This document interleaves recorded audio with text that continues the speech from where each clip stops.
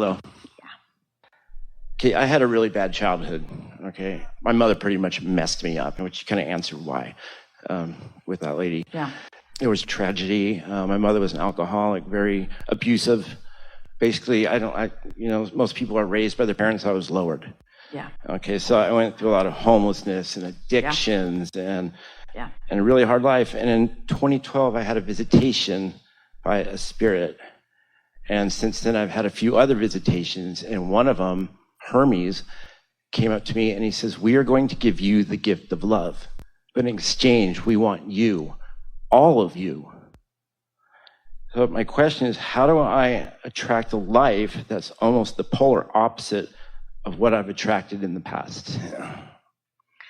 Because this glorious contrast that humans don't think they want, in the tragedy, and it was, in the awfulness, and it was, of those early years, in the observation of it and the experience of it, you were creating the opposite end of the stick. It's just how contrast works. Contrast puts things into focus. And so when we say, as a problem is being experienced or created, the solution is too simultaneously. But the person in the midst of it can't see both. You can't see the solution while the problem is before you, even though both are growing and becoming equally. So the worse that is, the more the solution is. Then it becomes about what end of the stick are you focused upon. And most people who have lived that and therefore are remembering that keep that end active. But they keep launching stronger and stronger rockets. So the more you suffer with that, the more you ask for something different, to the point that your desire became stronger than the reality of your belief. And that's the point that you started having those visitations. But you had to have them in unconscious state or in dream state, because your current reality wouldn't let them in. In other words, it couldn't just occur to you that easily. It had to come to you in the way that it did. And so now here we are having this conversation. Almost everything that happened in this room today was the underpinning of the conversation that we are having now, isn't it? And so now in your wake state, you're beginning to move through all of this. The conversation about a husband that did not stay loyal is the same conversation about a parent who is not loyal.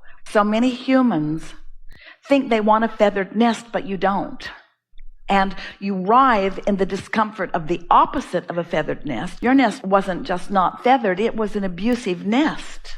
You were not only not pampered, you were abused. You were not understood. You were not seen. You were not respected. You were not any of those things that your inner being is. And in the absence of those things that you were born knowing were right, and knowing is how it's supposed to be, you launched rockets into this time-space reality that make it a greater probability that moving forward, you and others will move into that than if it had not happened in that way. Your contribution, while it is a vibrational contribution at first, which doesn't seem enough, is a huge contribution.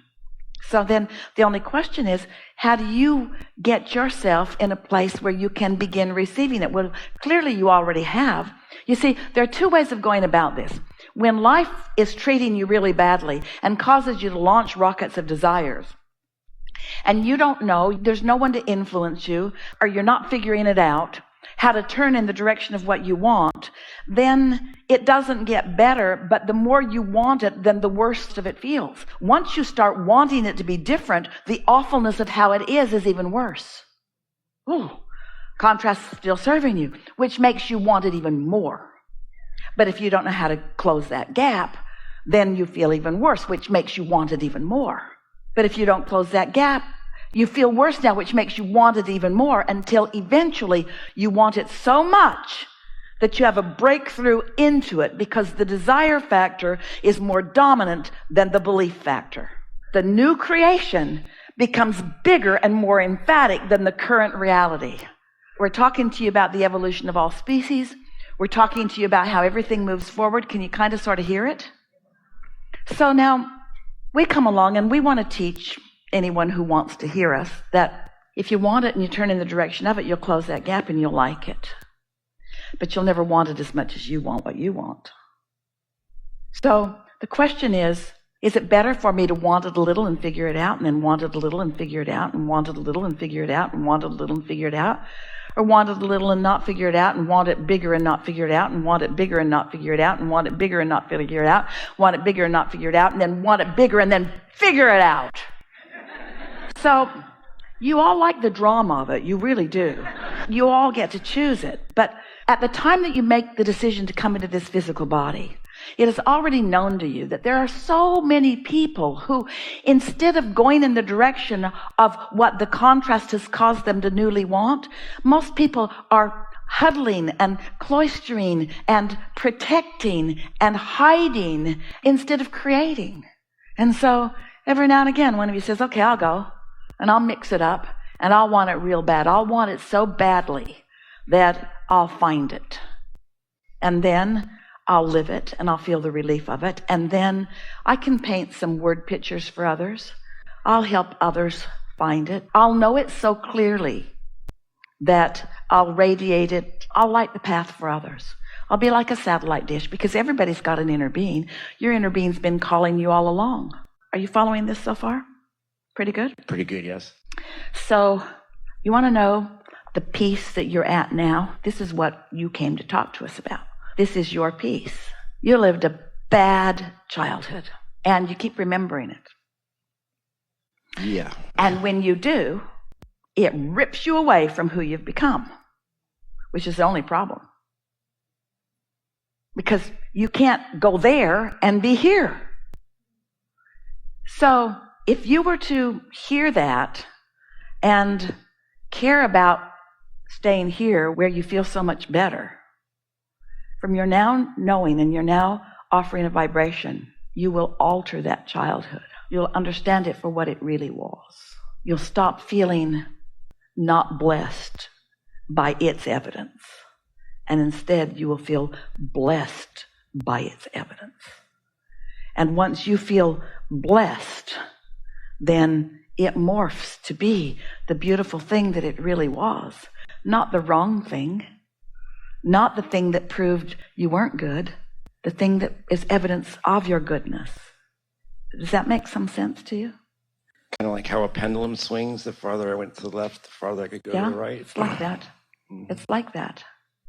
When you look back at it and remember those poignant episodes that wash across your mind and take you to your knees, when those thoughts come, you're attempting to do something that no one can do.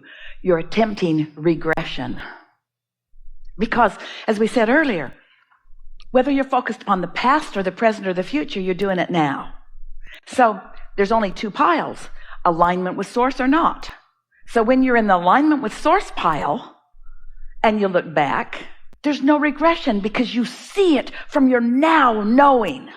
But when it feels awful when you think back on it, you're attempting regression. You're attempting to be something that you are not. It's deep, we know, but you're getting it. You understood that. You understood that. You know how you go home and you feel homesick? That's because home makes you sick. It's because if there's too many of them remembering who you were, they activate who you were, which clashes with who you are. And so you got to be real clear about who you are before you go home. You got to remind yourself, do some focus wheels, remember who you are. And then when you go home, you'll see the beauty in all of them that's never been there before. Be like a whole group of strangers rendezvoused with you at the homecoming. I never knew you were so great. That is so true. It's because I get stuck thinking about the incidents that happened in my house. Yeah, it starts making me feel like I'm unlovable and worthless, and it's hard for me to attract love. It was never about you. It was about where they were. Yeah, I just wrote that down a few minutes ago. It's about where they were. And of course you got caught up in it. How could you not? It's a reality that you're all living. But out of it was born such clarity about who you are. And there will come a time, not far from now, maybe it'll happen right now, maybe by tomorrow, maybe it'll be a little while, but there will come a time when you will stand in the wholeness of who you are and feel appreciation about what that was in its accomplishment of who you now are. And then a warmth and a richness and a wholeness will wash through you and over you as you totally embrace who you've become as a result of that. It's like if you were to turn on your radio, you wouldn't condemn it because in its now it's playing the song that you've got it tuned to. You wouldn't say, why aren't you playing that song that I heard 5 years ago? You get it that your radio is current and it's rendezvousing with what's happening in the now atmosphere. And you're like that too. It's how you're tuning that matters. That's all that matters. So, past, present, or future, how are you tuning? I understand, yeah. And about the dream thing, most of my communication is through dreams. How can I get more so that I'm in tune while awake? Because I already do channel. Well, by acknowledging that it's just easier in the dream state because you're less resistant. But the fact that you're doing it means there's not that much resistance. When things start breaking through in your dream state, that's a really good sign. That means that you're loosening up all around. Your beliefs are shifting and so forth. So just acknowledge the things that are the way you want them to be, no matter whether it's past, present, or future, or whether it's dream state or wake state. Esther has a different relationship with her Utah house than she's ever had because of the vision that she had a few minutes ago. That place is different now because of that train of thought that happened. And where did it come from? Well, we inspired her. We found it in her vortex, pieces of it, and focused upon it in a very clear way. And in her receptive mode, she couldn't not see it. Why'd we do that? It was fun. She liked it. There's nothing serious going on here. You've come into these experiences not to prove worthiness, you already are, and not to fix a broken world, it isn't broken. You've come for the pleasure of managing your own energy flow. And now you understand the basics. You get it that law of attraction abounds and that it's relentless. And you get it that you're going to draw to you whatever it is that you're offering vibrationally. And today, you stepped into a new place of understanding in that you can't fake it with your words. You've got to own what you're offering vibrationally. And it's not that hard to own it because it keeps showing up and showing up and showing up and showing up. It's really obvious how you feel. How you feel is really obvious. So, is anybody abusing you today, really? Just me.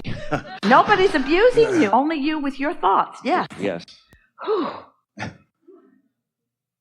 And abuse didn't feel good then and doesn't feel good now. And now you've got control.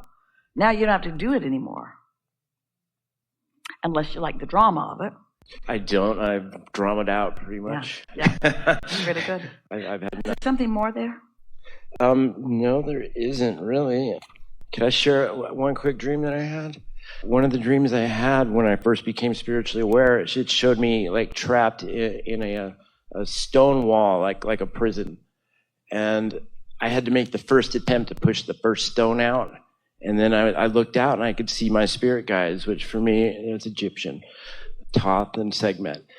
And they were pulling the stones out as I was pushing. And the more I was able to push the stones out, the more I could see. But I couldn't see what my guides were doing, but they were taking the stones and walking away. And when I finally got the door open enough to where I could stick my head through the wall, they were building a throne for me to sit. And they told me that the stones I used to build my walls would be the foundation for my throne instead.